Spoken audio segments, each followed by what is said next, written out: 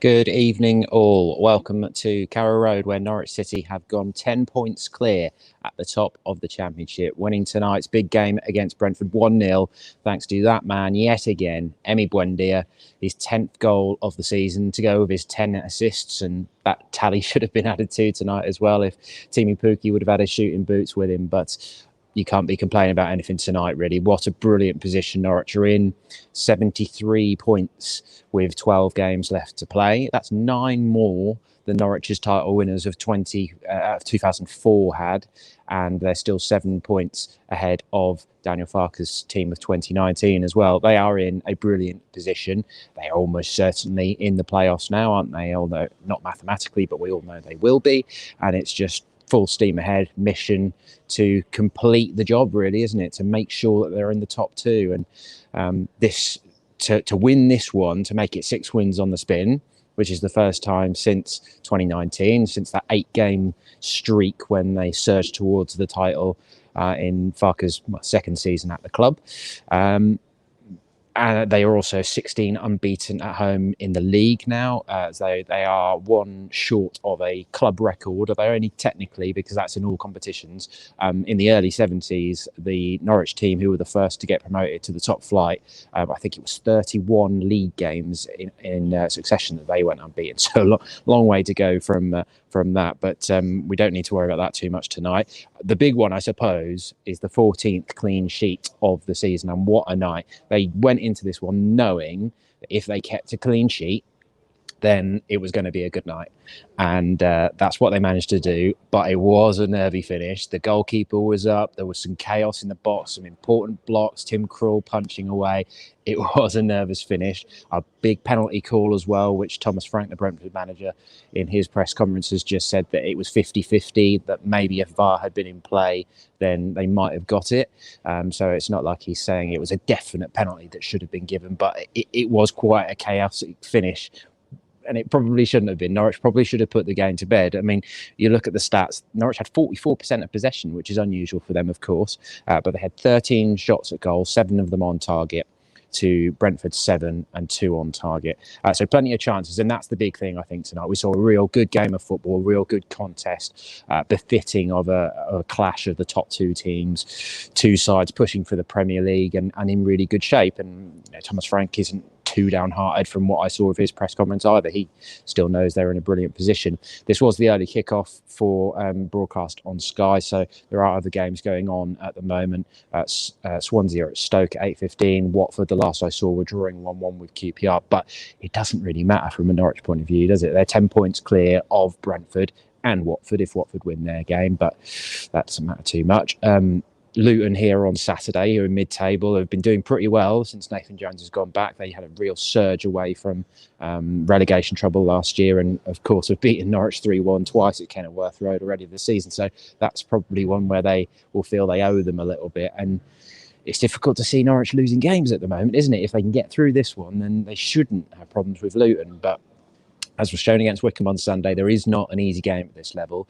But when you've got a man like Buendia in your team, who is too good for this level, I think we can now start saying that with more confidence and more surety. We thought it before a ball had been kicked this season, before all the drama that unfolded with him and Campbell and before the closure of the transfer window and things like that. But now with 10 goals, 10 assists in 28 games, he is consistently proving the difference for Norwich and consistently proving that, I think, personally, not that he just shouldn't be at this level, but he shouldn't be in the bottom half of the Premier League. I think there's a genuine worry that Norwich will not be able to keep hold of him this summer, because I think a big club could come in for him. He should be playing in the Europa League or the Champions League or something like that. That's the sort of level he's capable of. And I even think that if he's playing among better players, of a higher level player, he could look even better. He's got big potential still, isn't he? He's only 24. So he was really good. I mean, just to talk about the goal to kick off with, 26th minute, and it was sort of an individual effort. It was Sergi Canos, the former Norwich winger. He tried to switch the ball for Brentford. Janulis intercepts it because it's too short. Kenny McLean then takes over. Vrancic passes, simple pass to Buendia, and then good strength away from two men, dances along the edge of the box and just low left foot controlled class finish into the bottom left corner. not giving David Raya in the Brentford goal too much opportunity. And it felt like a big moment at the time. It felt like Brentford had a lot to do to get back into the game. And with the way that Norwich have been defending recently and the way that they were focused, it wasn't the most exciting start to the game because Norwich were really focusing on controlling the game. You could hear Daniel Farke on the sidelines shouting about control and simple passes at times. And they knew that this was probably a game that you don't want to lose rather than you need to win. If they'd have drawn this, it would not have been a problem at all, would it? They would have still been in a brilliant position, 7 points clear. But Buendia makes the difference again, and he set up 2 really good chances for Teemu Pukki as well to add to his 18-goal tally. And I'm surprised that he didn't put one of them away. He was denied by one very good save by David Raya early in the second half as well, when he made really good contact with a shot from the edge of the box. And yeah, it should have been more comfortable. It should have avoided that that scary final few minutes, 5 added minutes of injury time. But that's kind of how the season's been, hasn't it? In this slightly strange season where, again, behind closed doors tonight, just such a shame for such a big occasion. But at least for you guys having to watch from home, they're giving you something to enjoy at home, to celebrate during these weird and strange times. And hopefully we're not too far away from people who are having to watch at home, being able to have a few beers with their friends and things like that, as hopefully the pandemic starts to ease. And you know, if we can't have those brilliant scenes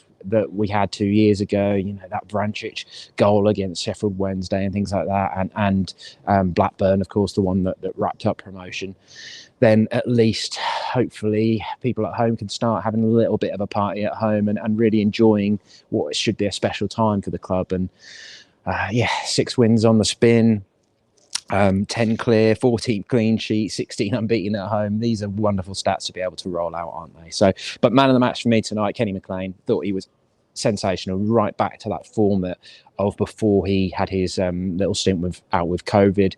He was just everywhere. His touch was brilliant. His passing was excellent. Defensively worked so hard, created going forward as well. He was just a man on a mission, and playing like that, he will be starting for Scotland. Well, they've got World Cup qualifiers to think about first, but then at the Euros, of course, they got a big game against England in the group stages. If Kenny's playing like this, he's got a very good chance of starting in that big game, which, you know, for a Scot is the big game, isn't it? If you can win that one on such a big stage, then you become a national hero. You probably never have to buy a pint again, do you, when you're at home? So he's doing really well. In terms of ratings, I'm going to let myself get a little bit carried away tonight. 9 for McLean and for Skip and for Buendia, a big fat 9. It takes a lot for me to go for a 10, so we're not going there. I think you've got to hit a hat trick as well or something for that. But I thought all of them were sensational. Ollie Skip, so intelligent. Just look by game, he's building in confidence and game understanding, and he's getting to that point now where Norwich probably could do with him tailing off a little bit, because the chances of him being back with them next year at the moment are probably looking slim. If he's not going to be in the Tottenham team, then he could well be in a mid-table Premier League side, something like that, because there's going to be a lot of teams aware of how well he's performing in that unselfish defensive midfield role. He's looking really, really good. Hanley and Gibson, I'll give them both an 8. A lot of aerial work. They were, of course, contending with the Championship's top scorer tonight, even Tony. He's on 25 goals. Aerially, they pretty much won that battle overall. Tony's best chance was in injury time, actually, when Gibson got just beaten to the ball by Force, the substitute who'd come on for Brentford. And then Tony cut onto his left and curled it beyond the far post. And Krul was pretty calm about it. I think he could tell that it was going wide. But overall, they'll be happy with how quiet they kept him. But a very tricky customer, big, physical, strong. So a huge clean sheet for them and for Tim Krul tonight. Rest of the team, I'd go 7s.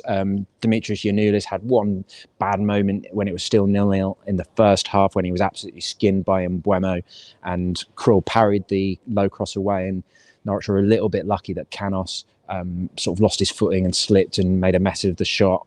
Just before that, Canos had absolutely drilled a shot at Tim Krul as well. Was too close to Tim, really, but the power meant that Tim had to parry that away. But otherwise, Giannoulis did a lot of good things, pressing, going forward, offering that attacking outlet. He did a lot of good things as well tonight. Vrancic had a bit of a funny game. He got booked. Of course, was involved in the game. He did test Raya with one low shot in the first half. He came off early in the second half, and he will probably be a little bit frustrated, as will Onel Hernandez. Another start for him tonight. After starting at Wycombe, and he had a good opportunity in the second half where he managed to dance away from his marker, sort of slipped a little bit, and then just at the crucial moment, he probably should have squared to Pukki instead, but went for the shot and swept the ball goalwards, but didn't get much power on it, and Raya could save. But there were times when Onel was looking frustrated, but I think the one thing you can say with both, and they both really worked hard, they both were part of the team effort in what was a difficult game tonight. So I don't think anyone deserves to be below a 7. It feels like with both of them, they just need a moment. It's probably expectation with them. Vrancic and Hernandez, they were both such big parts of the success 2 years ago, weren't they? That we've seen what they're capable of, and the fact that they're not quite hitting those levels leaves you probably a little bit disappointed. But they're not playing badly. They are definitely part of the team effort, and you would hope that they will have their moment at some point and be able to sort of feel like they're a bit more part of the party. But as I say, the rest of the team all on 7s, but that'll do, I think. I can't quite believe how cold it is compared to Sunday at Wycombe, when I was worried that I was getting sunburn because we were just sat in bright sunshine the whole game. But there we go, a 1-0 win. Thank you very much for watching. Let us know what you thought of it in the comments below. And of course, PinkUn.com is the place to go for all the post-match reaction and analysis. And why not pick up a copy of the paper as well, the EDP and Evening News, on the newsstands in the morning. Thanks for watching.